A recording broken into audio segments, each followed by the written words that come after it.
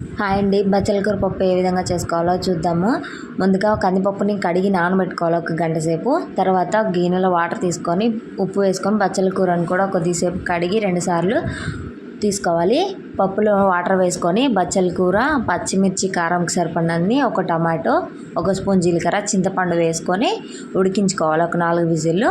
ఉడికిన తర్వాత చింతపండుని పక్కకు తీసుకొని మెత్తగా కందిపప్పుని బాగా మెదుపుకోవాలి. కొంచెం మెదిపిన తర్వాత చింతపండుని కూడా వేసుకొని బాగా మెత్తగా ఎనుపుకోవాలి.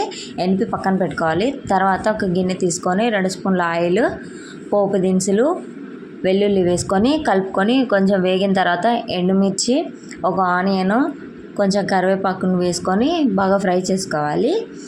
అవి గోల్డెన్ బ్రౌన్ కలర్ వచ్చిన తర్వాత ముందుగా మనం ఎనిపి పెట్టుకున్న పప్పును కూడా వేసుకొని కొన్ని వాటర్ వేసుకొని టేస్ట్కి సరిపడినంత ఉప్పు వేసుకొని లో ఫ్లేమ్లో 15 నిమిషాలు ఉడికించుకుంటే అంతే టేస్టీగా ఉంటుంది.